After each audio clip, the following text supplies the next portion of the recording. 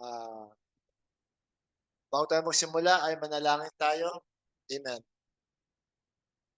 Panginoon, salamat Panginoon sa panibagong araw at panibagong pag-asa na iyong binigay sa amin. Tunay na ika'y buhay. Ikaw po ang siyang palagi nagbibigay pag-asa sa amin. Salamat po kami Panginoon sa lahat ng mga success namin, sa mga answered prayers, Lord. Salamat.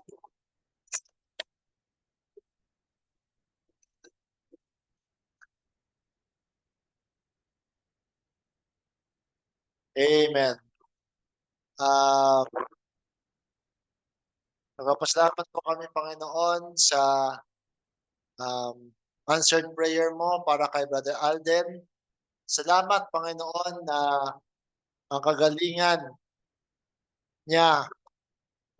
Bagamat alam namin, Panginoon, na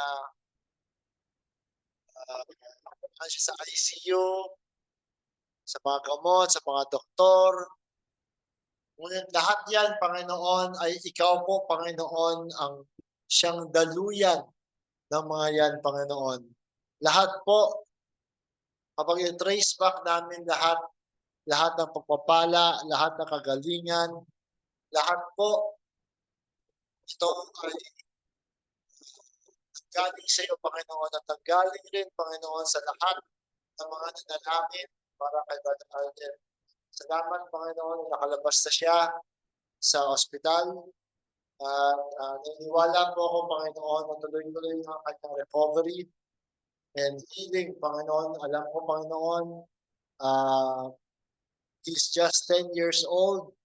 Bagamat ang dami niya pinagdaanan, pero alam ko na bata pa siya. Kaya malaki po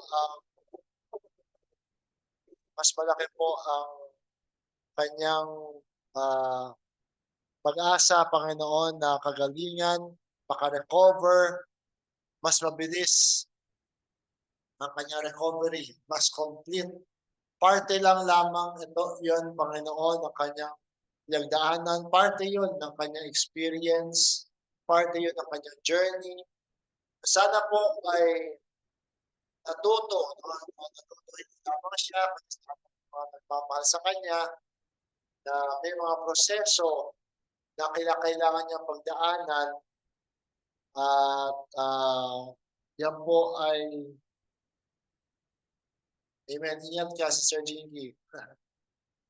Yan po ay bagamat kanyang pinagdaanan, pero parte yan ng kanyang earthly journey. Hindi para siya ay mukhang sakitin, kundi lahat yan ay part ng journey niya para lalo mo siyang tumatag, lalo po siyang lumapit sa iyo, Panginoon, at lalo siyang maging matibay, both spiritually and physically. Lahat po ay nanggagaling po sa spiritual.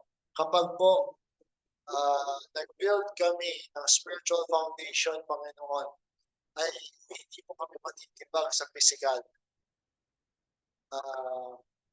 Ngayon rin, Panginoon, nanalangin po ako, Panginoon,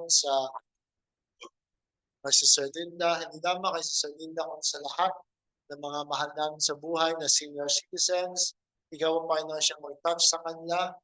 Kung baka ba, Sister Linda, may nagdaraanan ngayon na karamdaman. Alam namin, Panginoon, na lahat ito ay parte ng proseso ng bawat isa. May kanya-kanyang proseso, may kanya-kanyang cycles of transformation. Ang bawat isang tao, yan po ang title ko, Your Cycles of Transformation. Ang bawat tao ay unique. Bawat tao ay si Kristo na sa katauhan ng bawat unique na individual. Kaya ang mga proseso, ang mga dapat at mga anumang mga challenges na pinagdaraanan ng bawat isa ay unique para sa kanila sapagkat yan ang kailangan ng pagdaan upang sila po ay lalong mag-grow, lalong umibay, lalong maging matatag, at lalong lumapit sa iyo, Panginoon. Alam namin, Panginoon, this is all part of our beautiful journey na tinatawag namin life. Dito, nag-develop kami ng aming character. Dito po ay lalo kaming maunawaan ang aming buong pagkalalang at bilang isang nilalang na kami po ay hindi limitado. Kami po ay puno-puno ng iyong pagpapala, pag-ibig, at kapangyarihan. Salamat, Panginoon. Dinadalain ko po, Panginoon, ang bawat isa mula sa mga senior citizens hanggang sa kanilang mga mahal sa buhay, hanggang sa bawat isa na kailangan sila sa mga kailangan ng yung gabay, yung paghawak sa iyo, Panginoon, ay naniniwala po kami, Panginoon, na ito ay yung tutugunin sa tamang panahon at sa tamang pagkakataon.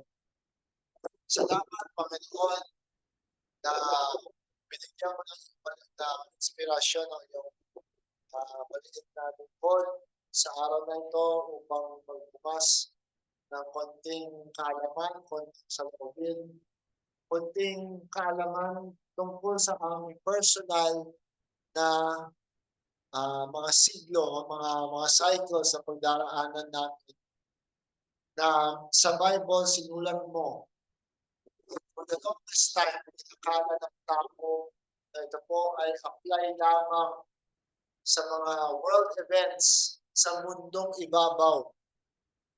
But for the longest time, it was all pertaining to the person itself.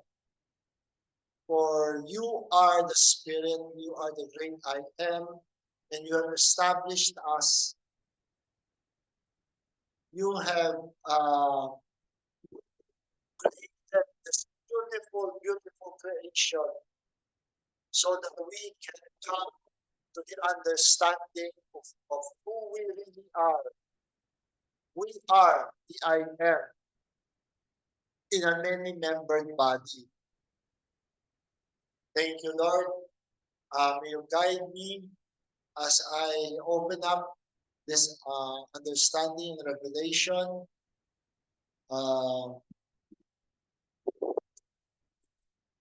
Lord, I pray, Lord, to everyone who is listening to me right now.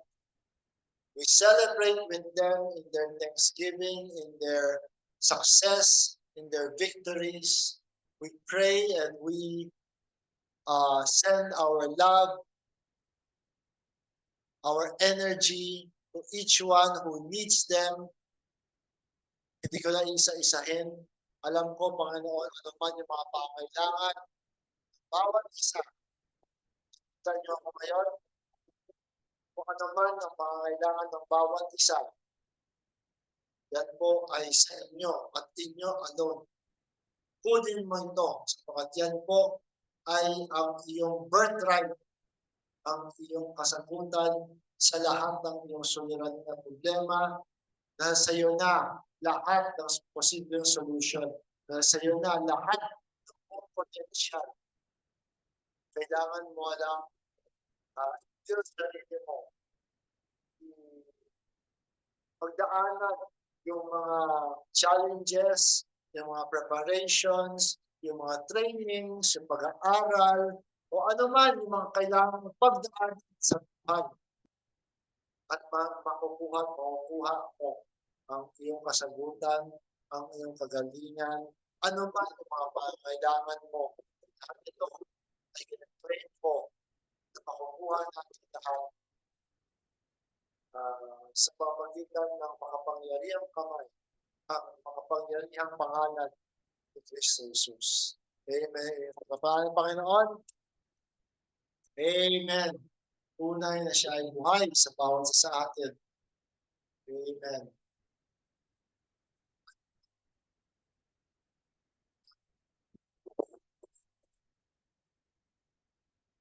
May iwasan talaga yung hangin. Kapag nahanginan yung microphone talaga, pero okay lang kasi kailangan may hangin.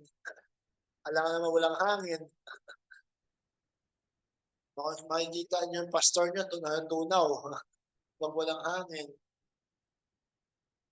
Amen.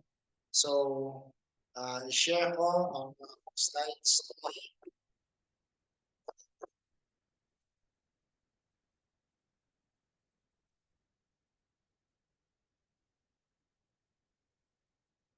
Sabi nga ni Brother Don, yung revelation is actually just, bagamat ang revelation, ang book of Revelation, nakasulat 22 chapters.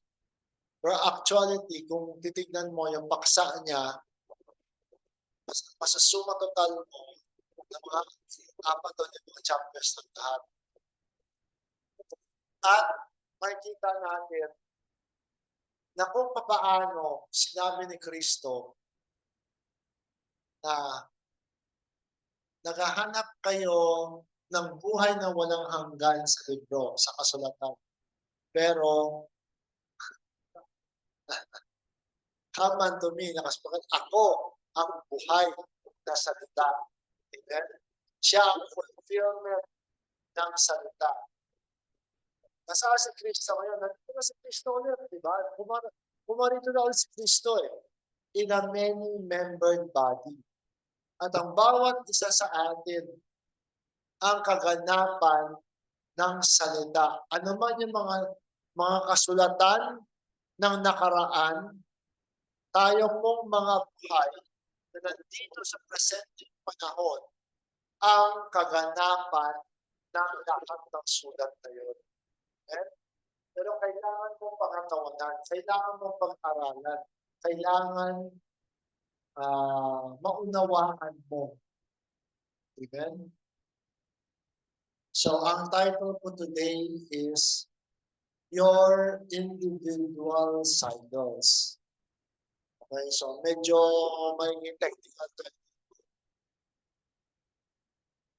Okay, ito tayo sa first slide. Sa Galatians chapter 4, verse 1 to 3. Sabi dito, verse 1, Now I say that the heir, as long as he is a child, differeth nothing from a servant, though he be Lord of all. Diba? Ang tagapagmana, bagamat siya ay Panginoon, pero hanggat siya ay bata, immature pa. Hanggat siya ay immature pa, wala po siyang pinagkaiba sa mga, welcome po, sa mga alila, sa mga utusan, sa mga guro. Amen? Bagamat siya ay eventually may pagkakot ng lahat. But it's under tutors and governors until the time appointed of the Father. Bagamat ang tagapagmana, habang siya ay bata pa, habang siya ay immature pa, siya ay subject sa mga kautusan. Kinakailangan ay meron siyang mga tuturo sa kanya. Kasi hindi pa siya nakakarating sa pagka-maturity. Bagamat ang buong potensyal ng pagiging Panginoon ng buong ng kanyang ari-arian, ng kanang buong lugar ay nasa kanya. Siya ang eventually magmamana, mas tagapagmana. Pero since immature pa, bagamat yung buong potensyal ng kanyang kung sino siya, hindi pa nare-realize. Ganun rin tayo noon. Nung hindi pa tayo medyo marami pa tayong pinagdadaanan dati na mga katuruan. Sabi nga nila, nung tayo nagsimula, nagkaroon tayo actually, buong-buo ang potential natin. Pero na-condition kasi tayo na sinabi tayo ay limitado lamang, tayo ay may mga sistema na hindi maayos na naituro, kaya ang dating sa atin, limitado lamang tayo. Ngayon, nung maunawaan natin, dumating tayo sa punto na ano man yung mga aral, ano man yung mga hukusan, ano man yung mga tingin ng tao sa atin, lahat po yan ay parte ng ating pag-growth and development. Kasi bakit? Importante rin naman din ng tao sa ating di ba? Kasi may mga bagay tayo na kinakailangan natin obedient. Siyempre, di ba? Lumabas ka. Hindi ka nakapag-Diyos. Sa mata, hindi mo alam. Kung walang nagturo sa'yo, di ba yung mga kunyari, mga tao, dumadaan na, tinitignan ka, wala sinasabi sa'yo, tinatawanan ka lang, di ba hindi mo alam anong problema mo.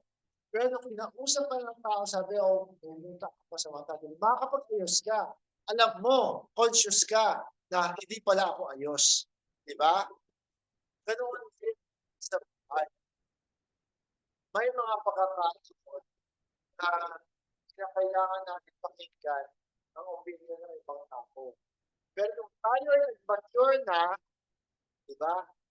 Alam mo na, nasanay ka na, every time na bago ka lumabas, you make it a point na tuloy ka mo sa salangin, taga-ayos ka, at kahit na anong tawa ng ibang tao, anong comment ng ibang tao, alam mo na maayos ka. At syempre, ngayon, dala ka na sa natin mo. Para kung meron man nagsabi, check mo. Yung pala niloloko pa lang pala. Diba? Mature ka na. Amen? Marunong ka ng gumawa ng paraan para ma-verify kung ano yung dumarating ng informasyon, kung kailangan pa pakinggan o hindi. Amen? So, sa verse 3, verse 2, diba, but these other tutors and governors until the time appointed of the Father. Verse 3, even so we, when we were children, were in bondage under the elements of the world. Nung tayo ay immature pa, tayo ay nakakulong sa mga elemento ng mundo. Kung hindi pa tayo masyado marunong, hindi pa natin masyado na-tap yung buong kaunawaan kung sino tayo ay limitado. Kung ano lang sinusubo sa atin, yun lamang ang pinapaniwalaan natin. Amen? Kung ano lang sinasabi ng tao sa iyo, yun lang kasi ang kaya mong masundan nung immature ka pa. Sabi dito sa verse 4, verse 4 to 6, in the next slide. But when the fullness of the time was come, God sent forth His Son, made of a woman, made under the law. Diba? Nagpadala ang Ama nung dumating ang tamang panahon. Diba? Nagpadala ang Ama ng kanyang anak, huwag ng babae, ito po ay gawa sa ilalim ng kautusan. To redeem them that were under the law, that we might receive the adoption of sons. Amen? Yun ang potential natin na anak ka. Bagamat sasabihin nila, hindi ka natural na anak.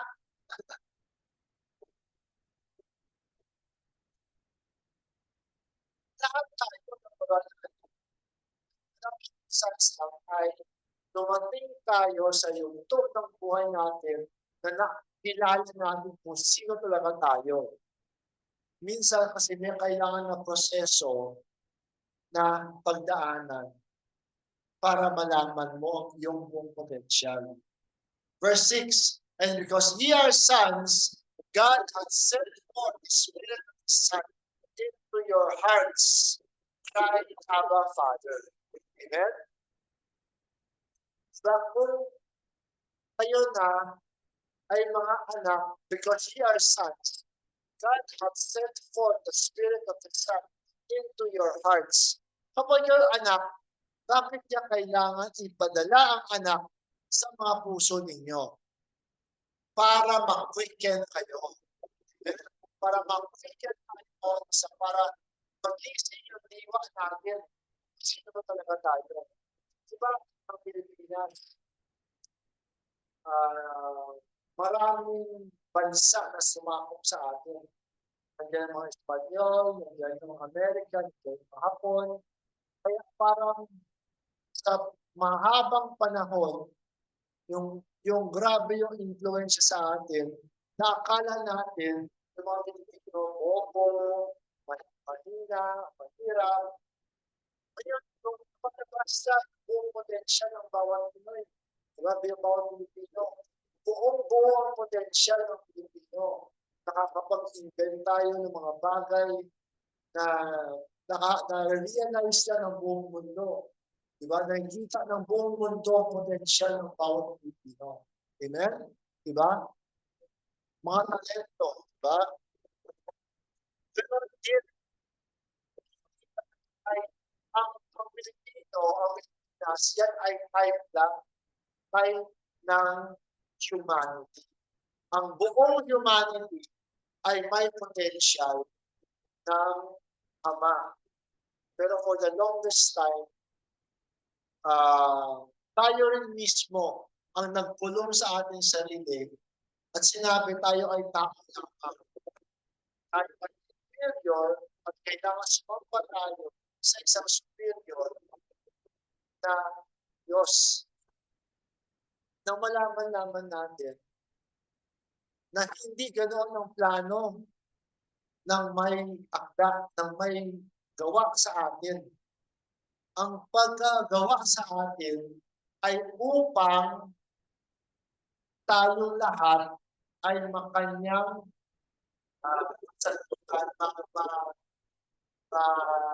buhay. Ang buhay ng Espiritu sa pamagitan ng bawat isang tao para lumabas ang bawat potensyal at magkaroon tayo ng kawang-gawa sa isa't isa upang siyang lalong lumaganap ang pag-ibig, ang samahan, ang long-suffering, ang malasakit sa isa't isa. Lahat yan, buong potential ng fruits of the Spirit, i-enjoy yan ngayon ng Spirit. Kaya nga sabi ng Spirit, di ba? On the seventh day, nagpahinga ang Spirit.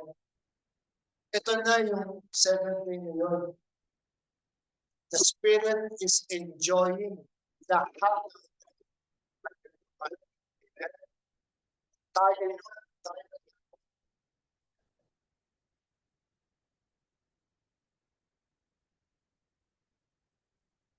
ngayon, buksan natin yung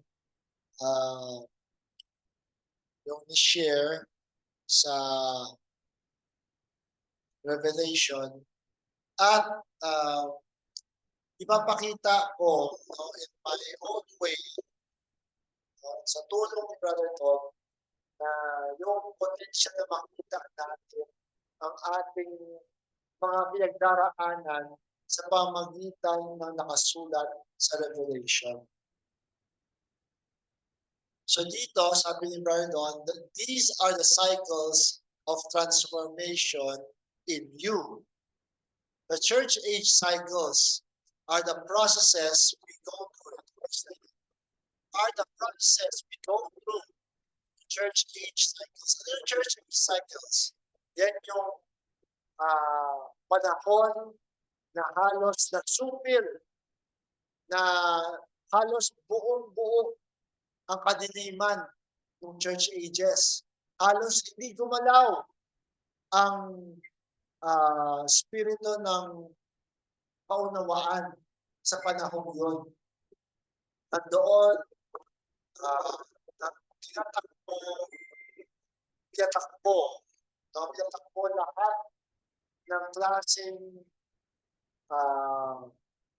mga religious groups na eventually, nung nag-reveal ng mga bagong revelation, sila po ay nagde-denominate, sila po ay bumabalik sa paniniwala at paggamit ng mga man-made doctrines. Kung paano nakita natin ng Katoliko na siya gumawa ng paraan para magkapera, di ba? Para magkapera ang Roman Catholic Church, gumawa sila ng paraan, gawa tayo ng purgatorio. At sabihin nga sa mga tao, kailangan magbayad sila ng pera para may ligtas ng mga mahal niya sa buhay na naghihirap sa purgatorio. For the longest time, yun ang paraan. Pera. Amen? Man-made doctrines. Hanggat tumakbo ang mga panahon, may mga reformers, may mga church age messengers na dumating, may mga bagong revelations na na-reveal. At bawat sa bagong revelation, di ba, yung just shall live by faith, nag-denominate nung lumabas, puspos ng spirito ng movement. Pero habang tumatakbong panahon, nung namatay na yung mga nauna o mga nakadiscover, nag-denominate, naging religion din, naging denomination. Pagod na sila napako sa kung ano lang abutan ng kanilang so di ba yung kaya nga nagkaroon ng Lutherans, ng Methodists, bakit may kailangan ng pangalan? Makita natin nung panahon ni Kristo tinawag mo silang Kristiyano nung panahon ni Kristo? Hindi, di ba? Nung namatay at nung walang si Kristo, nung tumakbong panahon, saka lumabas ang word na Christian. Ano yung Christian? Christ-like. Kasi nilagay na nila si Kristo sa pedestal. He is so holy, so sinless, na hindi siya maabot. Ang gusto ng tao, maging halos sana katulad lamang niya. Kapag sila mga katulad ka ni Kristo, ang babatuhin na sa iyo, sabihin nila, kaya taas mo sarili masyado. Hindi, walang tao katulad kay Kristo. Kasi siya ang bugtong na anak. Nang malaman natin yung laman na si Kristo ay simbolo. Kinakailangan ng simbolo sapagkat yan, ang simbolo na yan kailangan maghirap at mabayubay sa krus ng Kalbaryo para sa kasalanan ng buong mundo. Amen? At yan po ay ginawang isang beses lang kailangan at hindi na po kailangan. Amen? Kaya nakita natin na lahat ng mga nangyayari ay parte ng simbolo. Pero ang pinaka-importante ay yung personal own experience. So church cycles are the process of open a cycle within the process which opens up the things within us. The Christ versus the Antichrist, darkness and the light, how we battle within ourselves, our carnal mind versus the spiritual mind. These battles are all happening inside of us. For the longest time, di ba? Pero Diyos, may Satanas, si Kristo, si Judas Iscariot, si Moses, si Paraon, palagi. may bida, kontrabida. Eh nung dumating si Branham, siya lamang ang nagbukas. Sabi niya, nakita niya sa isang children's play. Nanood siya lang siya ng mga bata na papalabas. Sila ng mga bata na magpa-perform. So, ang bida, kailangan niya, lumabas siya, nakasuot na maayos, bida siya. Mamaya, tatakbo siya sa backstage, nag-dress siya na maitim, kontrabida. Paglabas siya, kontrabida siya. Papel. Pero iisang spirit lang ang siyang nag-perform. At pinakita ng spirit sa kanya yun. Bakit sinabi ng Panginoon sa Isaiah, di ba? Na ako ang Panginoon na siyang gumagawa ng lahat ng ito. Di ba? Kasi kung siya ay Diyos na mabuti lang, isalas hindi niya sinabi ako ang gumagawa ng masama. Kung siya ang Diyos na sabi nila, in Him is no darkness. In Him is no fear. Yung evil presence, hindi lang ma-exist sa presence ng Panginoon. Eh nung sa scripture ni Job, di ba? Job. Di ba, si Satanas pupunta sa presensya ng Panginoon na ikipag-usap sa kanya? Sa panahon ni Moses, sabi ng Panginoon kay Moses, narinig ko ang sigaw ng aking mga anak na gusto nilang lumaya na sa Egypto. Sino nagpatigas sa puso ni Paraon? Nakasulat sa scripture, ang Panginoon ang siya nagpapatigas sa puso ni Paraon. Teka nga lang, akala ko sabi mo, narinig mo na yung prayers namin. Bakit hindi mo nakalabas lang? Diba yung peace tayo, Paraon? Walang samaan. Malayain mo lang kami. Diba? Kaya ng Panginoon, gusto ng Panginoon. Pero bakit ginawa ng Panginoon? Lalong tumigas, pinatigas ng Panginoon ang puso ni Paraon. Lalong pinarusahan, pinahirapan yung mga Israel para mapakita ang kapangyarihan ng Panginoon. Diba? Siya nagpadala ng plagues. Sana kung hindi niya pinatigas ang puso ni Paraon, sana walang namatay na Egyptian na mga firstborn. Diba? Sa katigasan ng puso ni Paraon, kaya niya hindi pinapalaya ang mga taga-Israelita, kaya dumating yung mga plagues eh. Diba? Yung mga, ang dami mga plagues na dumating sa Egypto. Almost 10 yata, diba? Water turtle yan. Diba? Ang dami. Insekto, mga palaka, diba? Hanggat umantong sa pinaka-grabing plague ang pagkamatay ng mga panganay. Parang unfair, diba? Sino ba nagpatigas na malaman natin lahat po ay may purpose. Lahat ay may dahilan. At lahat po ng mga namamatay, hindi, walang po tayo dito na po tayo naniniwala sa pupunta sa anumang parusa. Sapagkat kung meron pang parusa nagdaraanan, kung meron man, ay dito sa lubang ibabaw ang pagdaanan ng parusa. Kung meron man, sapagkat ang pagtawid mo sa pintuan na tinatawag ng kamatayan, pagtawid mo doon, there's no more pain, no more sorrow. Siya, ba? Sabi din ba, ang nagdilok siya ng vessels of honor and vessels of dishonor.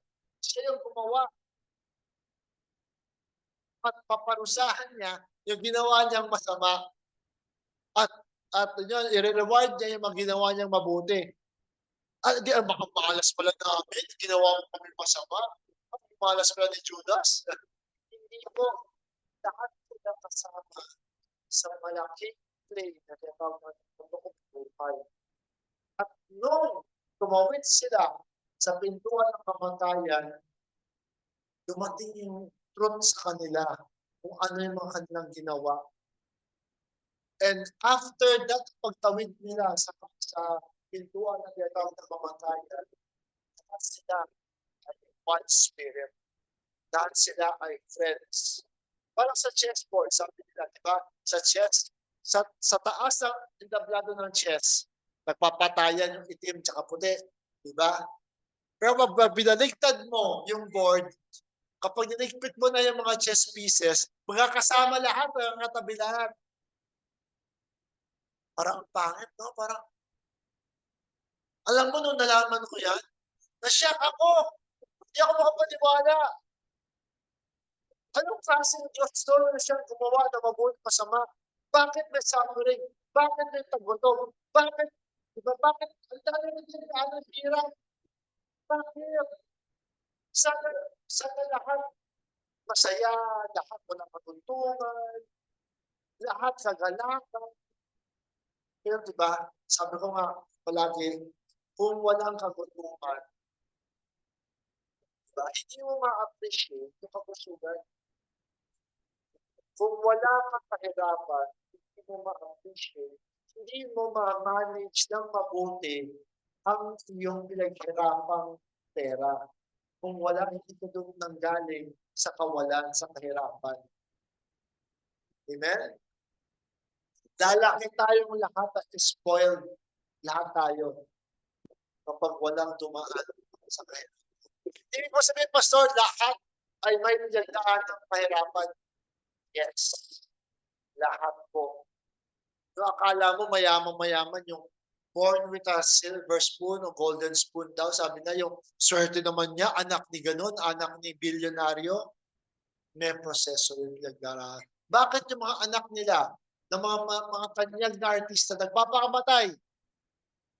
Mga anak, ng mayayaman, bakit malungkot sila?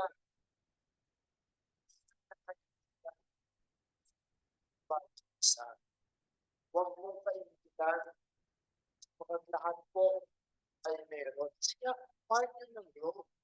Part yun ng Diyos. Kailangan mo dumaan sa hirap na yun para maturuan ka ng humility, maturuan ka ng mga bagay, ng mga important lessons mo para ma-manage mo ng tama habang lumalaki pa. Amen? Amen. Yes. Kinulong sa pagsuway. Lahat. Bakit ganun?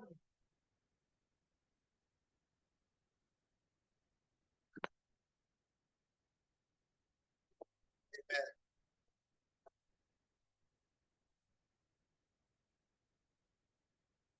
Pero kung maunawaan mo, di ba, kung tumingin ka sa pinanggalingan mo, o sa ano nang narating mo ngayon, di ba sasabihin mo, mabuti alang pinagdaanan ko ngayon. Mas ngayon, mas alam ko na kung paano hawakan yung mga presenteng meron ako. Di ba? Mas na-appreciate mo, mas na-enjoy mo. Diba? Kesa nung nanggaling ka sa punong-puno ka lagi, di ba? Bakit ang dami mga mayayaman? Yung mga anak na nagda-drugs. Di ba? Eh, mayaman na nga, eh, maraming pera. Bakit yung ganakaw? Kasi immature pa. Kasi misunderstood pa. Hindi pa nila naunawaan. Hindi pa nila narating yung wastong maturity ng paghawak ng meron sila. Amen? So, sabi dito, how we battle within ourselves, our carnal mind versus the spiritual mind. These battles are all happening inside of us. Then it moves to a cycle of trumpets. These trumpets are, naturally speaking, it speaks to Israel. But personally, it's happening within us all. For us to understand, to move from one battle to another. A cycle of transformation of ourselves. Amen? Diba yung mga nabasa natin sa Revelation, merong church ages, merong trumpets, inuunawa, bine-breakdown natin lahat yan. Yung trumpets ay, di ba ang trumpeta, kapag sinisigaw trumpeta, may announcement, merong happening. Amen? Kaya, di ba, parang isang announcement din na kinukuha ang attention mo para maging alerto ka sa anong bagong nangyayari. Amen? So, sa next slides, then the thunders, personal to the wife of Christ across the earth, but then on the other hand, it's a personal thing. It's personal to us, to wake us up what the thunders do when you hear the thunders. Hindi ito thunders yung matanda.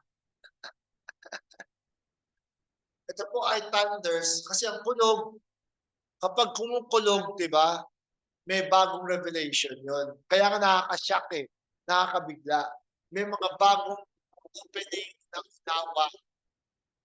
Kaya kailangan huwag kang mabigla, huwag kang matakot. Analyze mo, sabi ko natin palagi, di ba? Kung hindi mo naunawa at agad, tago mo lang.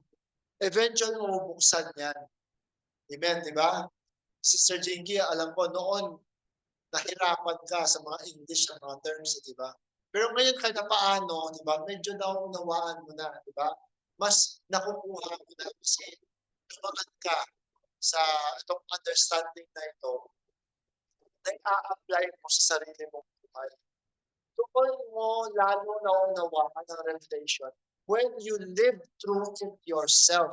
Di ba? Yun ang importante sa isang katuruan, sa isang kasulatan, ano man yung ganda ng mga turo, kung hindi mo pinagdaraanan sa buhay mo, walang saysay yan.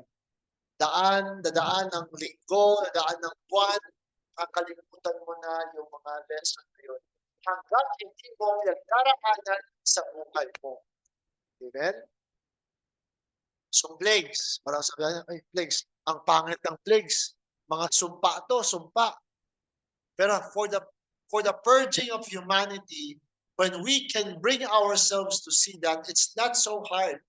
The plagues removes from us individually the inappropriate, the insufficient, the not enough things that we don't care about and we don't want in our lives.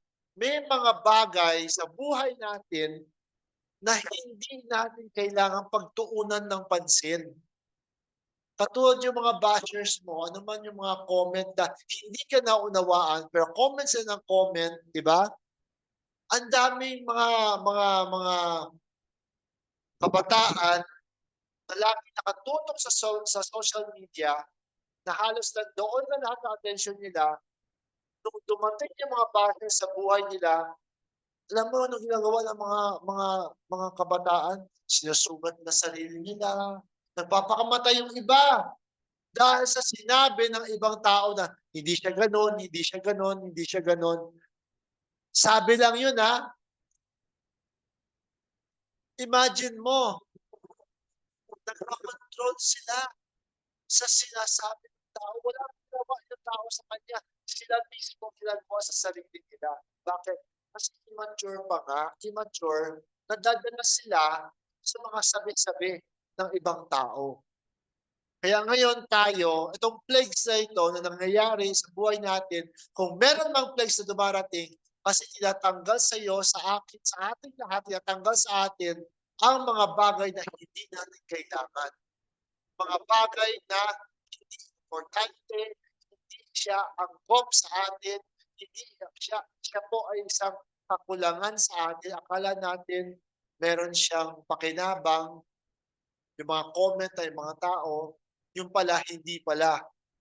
Siya po ay makasisira ng araw mo, di ba? Hindi naman ikaw yan Alam mo naman kung bakit mo ginagawa yung mga bagay na ginagawa mo, di ba? Pero kung nagpadala ka sa sinabi ng tao, di ba? Dala mo yung sama ng loob, dala mo yung nasa puso mo, Kung sinabi ng masakit na salita, wala na, buong araw, nawala ka, yung buong araw, di ba, punong-puno ka ng problema, na hindi naman totoo, na hindi naman ikaw yun, kasi lamang sinabi ng ibang tao. Kaya minsan, dumadaan ng sa buhay natin kasi tinatanggal ang mga bagay na hindi angkop para sa atin. Amen? At sabi niya, pag tuloy yun, the restoration cycle. We think, the next slide, next slide na ito, restoration cycle. We think this is worldwide, but we need to put this on the individual level.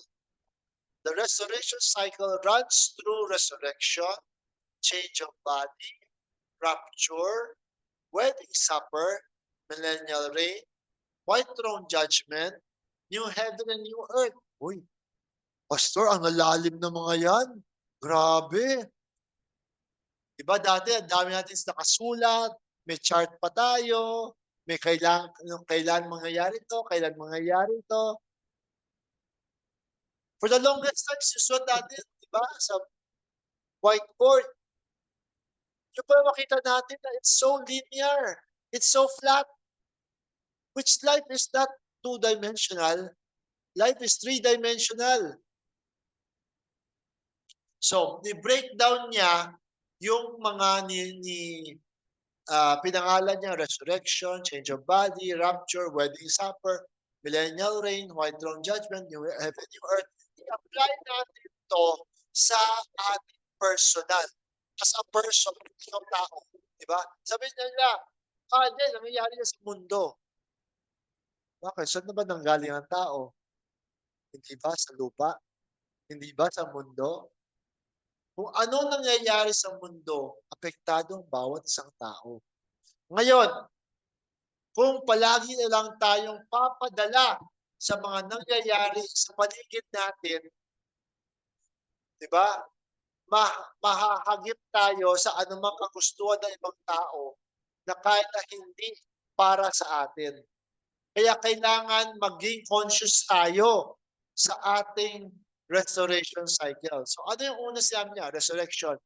Resurrection, when you catch something, you understand it, you resurrect or you raise in your consciousness to a higher level. That's your personal resurrection. Diba, last time, nag-share ako a resurrection.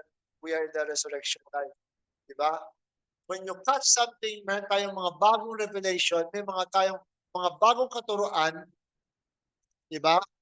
Ito mga bagong katuruan na ito, tinulungan tayo na hubarin natin yung mga dating kaisipan natin. At nung hinubad mo yung mga dating kaisipan na yun, na-resurrect ka. Amen. Na-resurrect tayo lahat. Para tayong new creature. For the longest time, akala natin, wala tayong magawa. Akala natin mga fallen humanity lang tayo. Diba ngayon, sino ba sa atin gusto pang bumalik sa pagiging inferior? Sino pa ba gustong bumalik sa wala kang magawa? Hindi ikaw si Kristo. Wala na kapag kasi naunawaan mo na ito, itong unawa na ito. Ikaw na yung buong kapangyarihan. Ang kabuuan ng yung buong potential, hawak mo na. Nung mahawakan na, nung na-realize mo na to, never mo na ito bibitawan pa. Never mo itong bibigay sa ibang tao. Amen? Nung maunawaan mo yung emotion mo ay sa'yo, ikaw ang may control ng emotion mo, at kahit na anong sabi ng ibang tao, anong pag-provoke nila sa'yo sa mga bagay, hindi ka na nagpapadala. Bagkus, di ba minsan, ginagawa natin paraan. Divert lang natin. Kasi may mga bagay na gustong i-control ng ibang tao sa'yo para maging biktima ka. Hindi tayo mga biktima, tayo yung mga tao. Tayo ay si Kristo. Amen? At sa paghawak mo sa kaalaman na yun, never mo nang bibitawan yun. Never. Never ka na babalik na, ay, susunod ako sa mga comments nila, di ba? Wala na sa'yo yun. Resurrected ka na. Dati, apektado ka palagi. Dati, kung anong sabi nila, nasisira na ang buong araw mo. Pero ngayon, kahit anong comment nila, naunawaan mo kung sino ka, hindi naman ikaw yun, hindi mo naman gawain yun, ano pang bintang nila na hindi naman totoo, hindi mo kailangang mag-reply. Hindi mo kailangang magalit. Hindi mo kailangang komprontahan. Diba? Bakit? Ayaw mong ma-stress ka. Gusto mo masaya ka lang. Amen? At never mo na ibabalik. Never mo na isa-surrender yun. At dahil dito sa bagong unawa mo, na-resurrect ka na. You are a new creature. In the resurrection, there comes a change of body. Meaning, me, Pastor Felix, I begin to change, to transform, based on what I caught and understand, and what resurrected me. I begin to change my body and everything about myself, to step up to the consciousness of the present resurrection I just went through. Sa pamilya ko, sabi Brandon, sa pamilya ko, may cancer kami, may history sila. Sabi niya, sa kanya na niya tinatapos yung lineage ng problemang yon. Ako rin, na-conscious ako, kilala ko na kung sino ako. Gumagawa ko ng mga paraan. Nasa lineage namin, yung diabetic, hypertensive, mga ano ba, mga karamdaman na yan. Ngayon, may hypertension ako. Pero gumagawa ako ng paraan. Every day, yung diet ko, kahit na busy ako, kung makapag-exercise ako, sana, minsan. Diba? Ginagawa ko ng paraan at binabalik ko na yung pagmamana-mana ng mga karamdaman na yun. Sabi ko, ayoko na. Sabi nga ni Sister Jocelyn, tama na ha. Hypertension na naman mo, tama na. Huwag na yung diabetic, huwag na yung ibang problema. Ako, sabi ko, pati yung hypertension, resolbahin ko yan sa katawan ko. Amen? High blood. Diba? Conscious tayo. May say tayo sa katawan natin na pwede natin baguhin. Hindi yung, diba, palagi tayong dependent sa mga gamot ng mga doktor. Bakit? Sila ba nakakaalam sa katawan mo? Hindi eh. Ikaw mismo nakakakilala sa katawan mo. Ikaw nakakaalam sa anong kinakain mo. Kapag may naramdaman ako, titignan ko, kahapon ba kinain ko? Ano pala? Ano pa ininom ko? Hindi pala maganda. Babaguhin ko tayo ito. The next day, mas maganda pakiramdam ko. Tuloy ko nga to. Diba? Ganun eh. Ikaw ang may control sa sarili mong katawan. Change of body. Meaning, diba? Me, Pastor Felix, so I begin to change, to transform based on what I caught and understand and what resurrected me. Araw-araw, sabi ko, hindi ko na kailangan sabihin na wala na sa akin ang takot ng kamatayan. Binubuhay ko lang araw-araw. Kung kinakailangan, ituring ko araw-araw, ng huling araw ko sa mundong ibabaw, then so be it. Basta hindi ako magpapagapi sa takot ng kamatayan. So, ay, namin ako. Naku, may gano'n na ako, may sakit na ako. Ay, sumakit na ulo ko, naku, may aneurysm na ako. Di ba? Lalo yung halala. Sumakit na ulo mo eh. Medyo napuyat ka lang. Gusto mo nang dagdagan yung, alam nyo ba, yung pag-aalala mo, totoo, maapektuhan ng katawan mo. Nakadalawang sugod na ako sa ER. Dahil sa sobrang pitik ng puso ko, nang malaman-laman natin parang nag-aalala. Noon yung parang nagpanik ako. Nung nahihirapan na ako, nag-panic ako, lalong hindi ako nahirapan, lalo ako nahirapan huminga, lalo akong bumilis yung bintig ng puso ko kasi natakot ka, eh, 'di ba?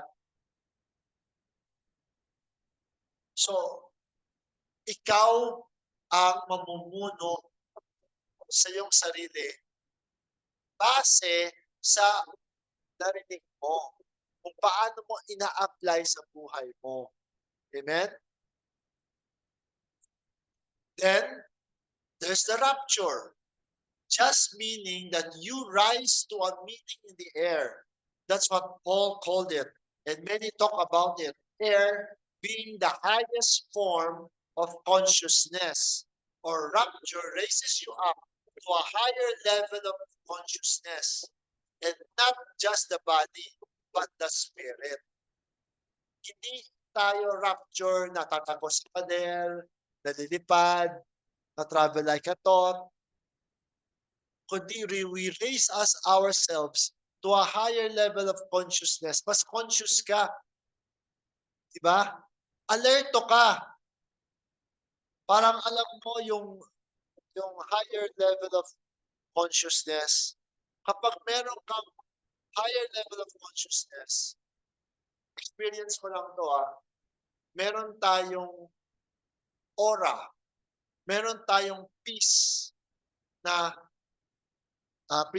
pangalagaan natin ang isang sa paligid natin ang pag-ibig at palagi peace tayo. Amen? Nakaka-apekto tayo sa mga tao, sa mga hayop, sa mga halaman. Tapos kakaroon tayo ng perception kung paano alam ni Kristo ang kaisipan ng tao. Amen? Nagde-develop ka. Alam nyo, nakakatulong sa akin yun. Sa mga nami-meet ko, nakakausap ko, nagkakaroon tayo ng perception.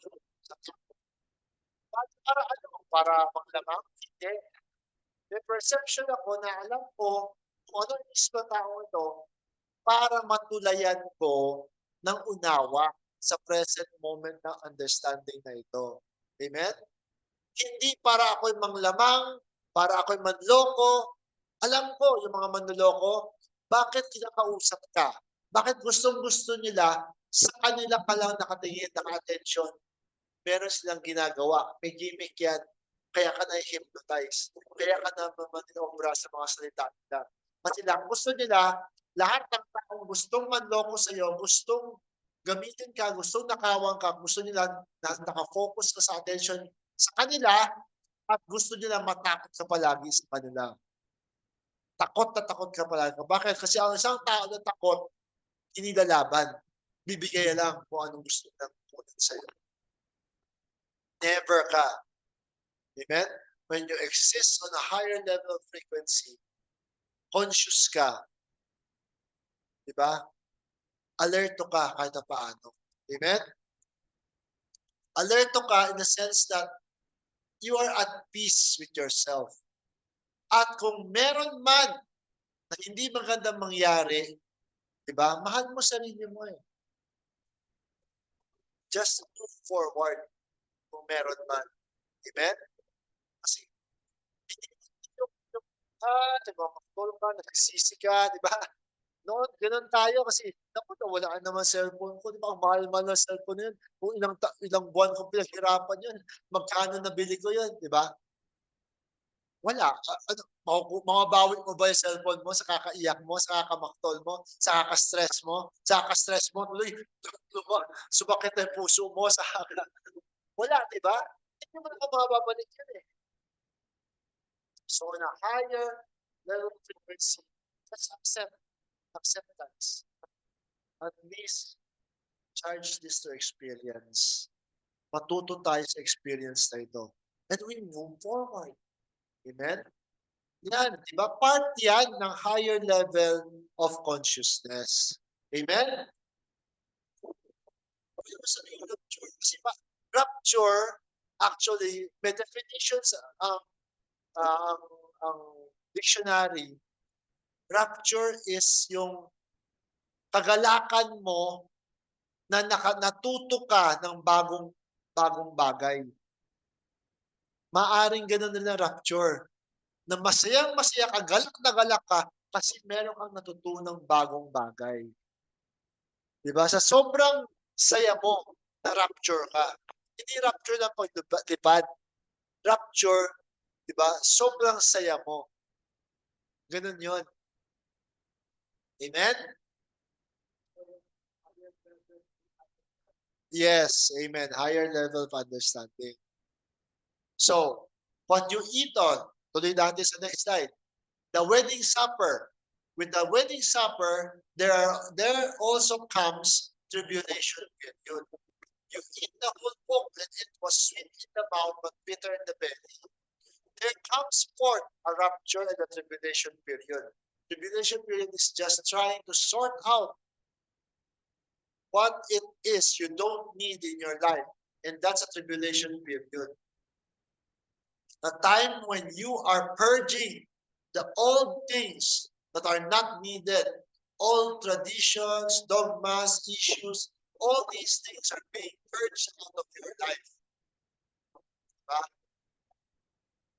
Yan ang wedding supper. Diba? Kapag kinain mo ang libro, anong libro? Ang understanding, ang araw-araw kung anong narinig mo dito, it's always sweet in the mouth but bitter in the belly. Diba?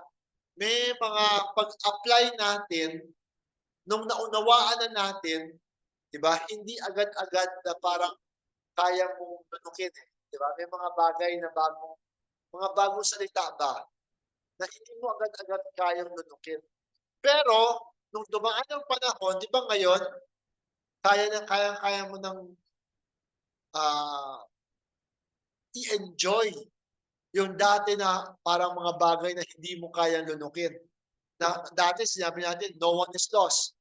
Ay, grabe, ang daming kapatiran na nawala dahil doon. Pero tayo, nung maunawaan natin, di ba? Ang laking ginhawa kaya nun. Amen? Ang laking pagpapala yung understanding na yon. Then comes a millennial reign. Millennial reign ay parang iistan palagi. Millennial, 1,000-year reign. Palagi natin iniisip, literal na 1,000 years ang tatakbo.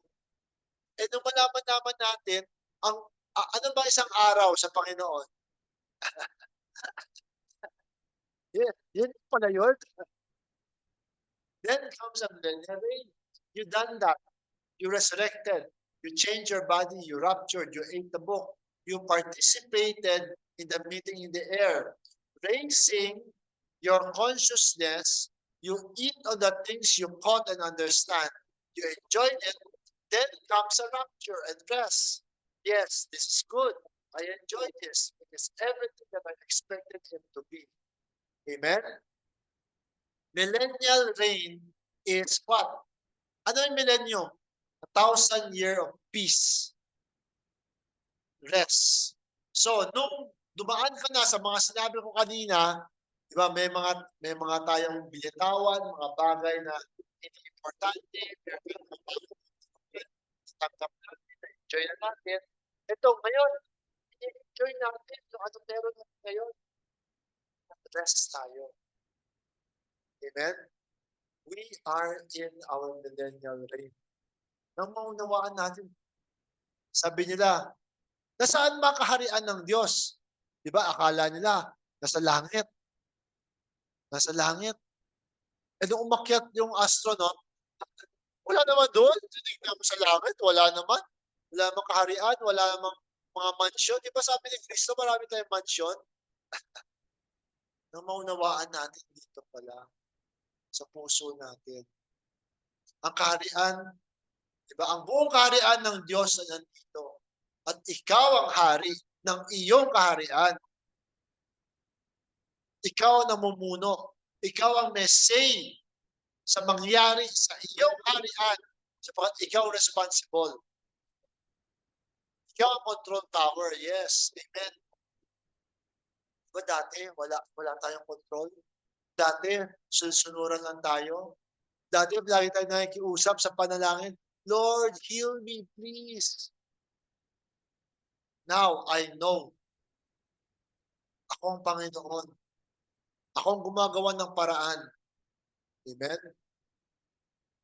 At ang sama-sama natin panalangin at pag-connect natin sa isa't isa is a more excellent way. It is para lalong umagos ang fresh flow ng spirit sa isa't isa. Doon tayo lalong gumagaling, doon tayo lalong lumalalim ang samahan. Amen? Ang pagmamahalan, ang pagdadamayan. Diba? Pag-uunawaan sa isa't isa. Diba?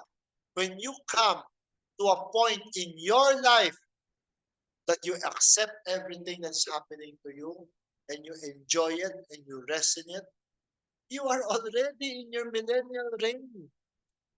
And you don't need to wait for 1,000 years. Amen? Tama-tama yan.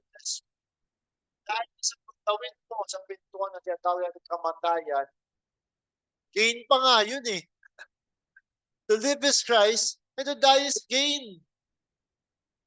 Wala kang kalugi-lugi kasi buhay ka, kay Kristo ka. Namatay ka, lamang ka pa rin.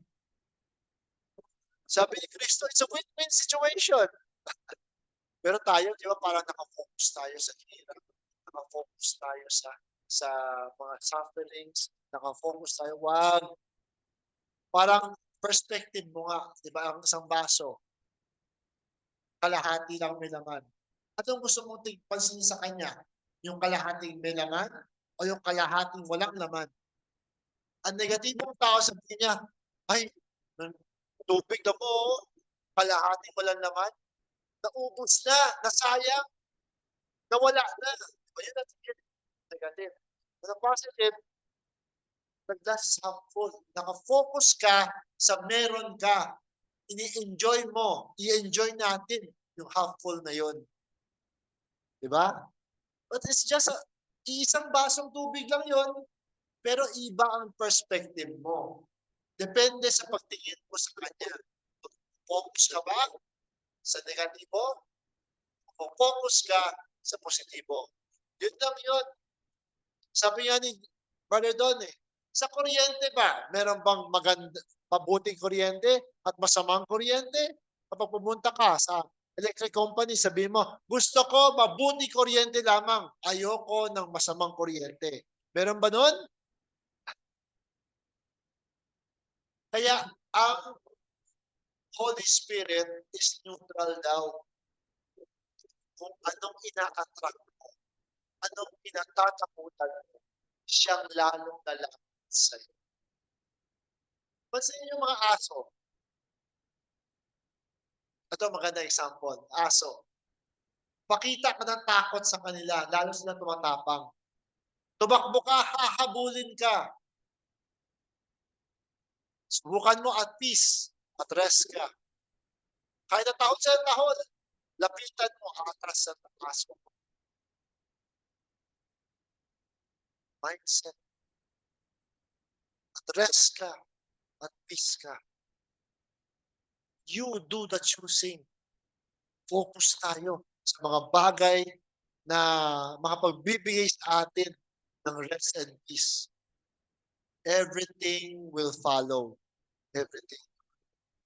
Hindi ka walang kapangyarihan. Ang buong potential ng kapangyarihan ng bawat isa ay nandito. Kailangan lang tayong mag-isip doon. Amen? Amen po ba? Diba ang ganda? Hindi mo na kailangan yung mga memorize, yung mga terms. Basta intindihin mo lang. Yun lang naman yun eh.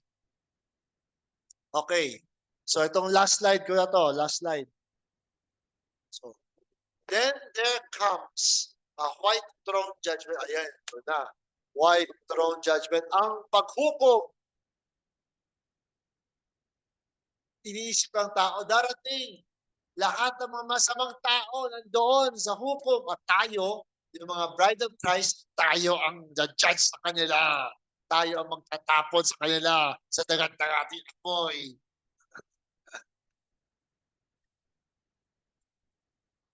Ang bilis mo sabihin kapag hindi mga loved ones mo. Paano kung mga loved ones mo na hindi naniwala? Nandyan sila, inalagaan ka buong buhay mo, inarugaan ka. Ni minsan, ayaw nilang makagat ka ng di ba? Ng insekto na sobrang alaga nila sa'yo. Tapos ikaw, nung lumaki ka na, baliwala na sa kanila sa'yo. Di ba? Parang wala kang utang na loob. Nakakalungkot, di ba? Ito yung kinakwento ko sa inyo noon yung binilhan ko ng kandila. Yung nanay na nagbabantay ng store na nagbebenta ng kandila, Buddhist siya. Mas nagkukwento siya, parang malungkot siya. Kasi siya na nga lang, tsaka yung anak niyang babae ang natitirang buhay. Wala na siyang asawa. At yung anak niyang babae na convert, naging Kristiyano. Palagi siyang inaaway tungkol sa kanyang paniniwala sa Buddhism. Di ba? Alam natin yan. Lahat tayo dumaan dyan. Kapag nagpapatugtog siya ng Buddhist na prayer, pinapatay ng anak. Nag-aaway sila ng dahil sa relihiyon. Ng dahil ng paniniwala ng anak na babae na hindi yan tama. Natatagal ko sarili ko, sitwasyon mo noon, nung nag-convert tayo ng tao, anong ginagawa natin, di ba? To the point na halos awayin natin yung tao. Sabi ko nga, kung pwede, isasasak ko sa tao yung Bible eh. Kasi ayaw maniwala eh. Malaman-laman natin, hindi yan totoong pag-ibig. Hindi yan totoong pagmamahal na sinasabi ng Biblia sa atin. Hindi ganun ang pagmamahal. Kaya nga sabi ni Kristo, diba, hindi ako naparito para husgahan. Ako'y naparito para magligtas sa buong mundo. Dito tayo, ano man yung mga bagong naunawaan natin, unawaan rin natin yung mga mahal natin sa buhay. Kung saang level ng unawa lamang ang abot nila. Pero sabi ko sa iyo, sa pamagitan ng pag-ibig, abot natin lahat ng tao, anuman yung level ng kaunawaan na meron sila. Sapagkat lahat ng relihiyon ay nanggaling sa pag-ibig. Lahat yan, lahat ng tao, lahat ng relihiyon, lahat ng anuman ay nanggaling sa pag-ibig. Sa pamagitan rin ng pag-ibig, yan ang tulay kung paano natin masamahan sila, makausap sila, at kung kaya, di ba, unti-unti natin sinishare yung unawa natin. Amen? Then there comes a white throne judgment. This white throne judgment, does it accepts who you are? And it separates out things. It judges things, and it moves things out of your life in the white throne judgment cycle in your life every day. Amen? Ang white throne judgment ay hindi paghukom sa isang lugar. Ang white throne judgment ay nasa atin, bawat isa. At ito po ang siyang nagtatanggal sa atin ng mga bagay na hindi natin kailangan. Then, after you purge all those things from your life, you come to a new way of life, one new man, one new person, one new man, one new woman, and you move through that process the whole time, understanding who you are, what you are. And once you get through that cycle, you drop right back and you catch something else. You come through resurrection, change of body, rapture, eating what you caught, tribulation, and purging things out, millennial reign, resting on it, saying, wow, this is good. This has changed my life. This has given me freedom. Then white throne judgment, accepting the heat, accepting who you are, and purging out everything else. Then you come to a new heaven and new earth. And you lay back and you say this is good. And you are dropping back to the cycle. So every time may cycle na panibago, merong bagong understanding na naman. Kapag may bago tayong mga understanding, yan na naman, dadaan na natin tayo sa lahat ng mga prosesong yun. Huwag na mong sasawa kasi yun ang buhay eh. Kung sa buhay ay may cycle ang bawat isa. So, may simula, may katapusan. At ang bagong simula ay bagong understanding mo naman. May mga bagong pangyayari, mga bagong experience ka sa buhay mo, yan na naman. Babalik ka, dadaan mo naman yung mga cycles na yun, at tuloy-tuloy ka lang sa cycle na yun. Kaya nga sabi niya, pay attention to your individual cycles. Kaya hindi tayo malulumaan. 'Di ba? Walang luma dito kasi palaging may bago eh. Kasi yan ang buhay. Sabi niya tungkol sa predestination, ang predestination ay apply lamang na predestinated tayo. Kunyari ako, predestinated akong maipapanganak sa katawan na ito, ipapanganak sa date ng birthday ko, siya nagsisimula. At nung pinanganak tayo sa mundong ibabaw, wala na pong predestination. Bakit? Kasi nasa iyo ang desisyon. Amen? Hindi na po tayo predestinated to go to heaven, predestinated to go to hell. Wala na pong ganon. Amen? At sabi nga, di ba, lahat ng tao, kapag namatay, saan pupunta ang spirit? Di ba? Babalik. Ano, masusunog, mapupuksa, destroyed. Eternal yung spirit na yun eh. Babalik.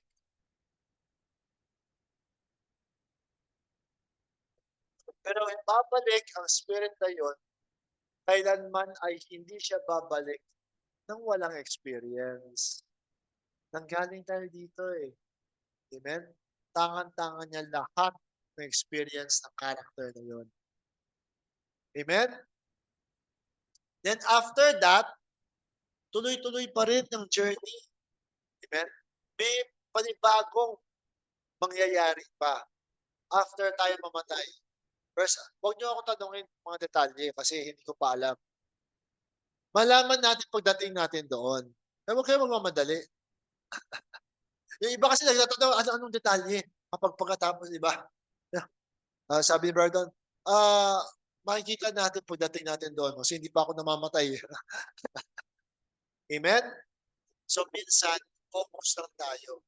So, anong meron tayong presente ngayon? Right this moment, di ba? Araw-araw, meron tayong na-discover na bagong bagay, di ba? Meron tayong mga na-discover sa sarili natin. May mga bagay pala tayo na akala natin, ayaw natin gawin, yung pala, gusto-gusto pala. Diba? May mga bagong experiences, may mga bagong learnings, mga bagong understandings, bagong yugto ng buhay mo. Sabi nila, huwag na natin tawaging edad natin. Tawagin na lang natin level. Alam mo sa game, di ba, kapag lumalakas yung player, tumataas yung level ng player. Tama si Pastor Ed, di ba level 72 ka na? Di ba? Ang taas na ng level mo. Oh. Hindi edad yun. Level yun. Mas marami kailangan. Amen? Bagamat darating sa buhay natin, mga kahinaan, mga kawalan, anuman. Pero parte yan ng buhay. Huwag kang kailanman manghinayang. Huwag kang kailanman malungkot. Amen? Lahat po yan ay parte ng buhay natin. Parte na ikaw, binuhay mo ng punong-puno ng mga experiences and important life lessons. Kahit na sabihin mong, eh, wala ka naman accomplishment eh. Wala kang degree, wala kang success, wala kang, di ba? Yun ang basehan ng tao sa iyo eh. Pero ang bawat tao, kahit na mismo yung pulubi, di ba nung nakausap ni Brother Don, ang dami niyang alam. Kasi marami siyang nagdaanan. Bagamat siya ay pulubi. Amen? Yung mga important life lessons natin ay napaka-importante sa spirit. Importante yun. Kahit na ano ang estado mo sa lupang ibabaw, hindi importante yun. Ang importante ay yung experiences mo. Paano mo hinahandle, paano mo hinaharap, paano mo binubuhay araw-araw, bawat sandali ang iyong buhay. Nabubuhay ka ba sa impyerno? Kasi gusto mo panatilihin yung mga maling gawa sa buhay mo? Kasi yun mangyayari kapag ni-maintain mo yung mga maling gawa, i-experience mo yung hell.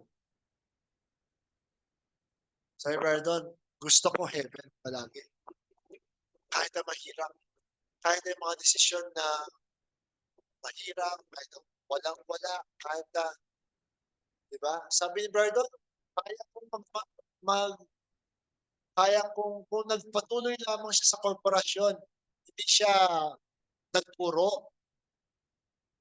Milyonaryo na siya ngayon. Sabi niya, kapag tuloy ko sa korporasyon, pero lahat yun, binitawan niya.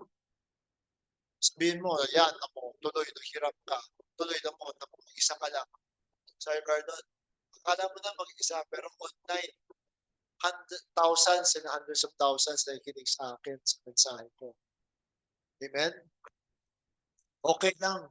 Walang-wala tayo sa material. Pero punong-puno tayo sa experiences, sa pag-ibig. Okay na yun.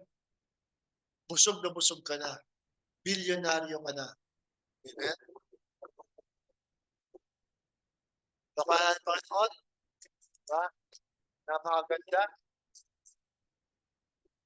Kailangan lahat magsimula sa spiritual na experience, na spiritual foundation mo. Because everything that you see came from the unseen. There was a time, lahat ng ito does not exist. Lahat ito was nothing. But it came into being when creation happened. Amen? So, ang foundation natin, spiritual, kapag na-establish mo ito, magiging matibay kang tao. Magiging matibay ka sa buhay. Amen? At lahat po yan susunod sa iyo.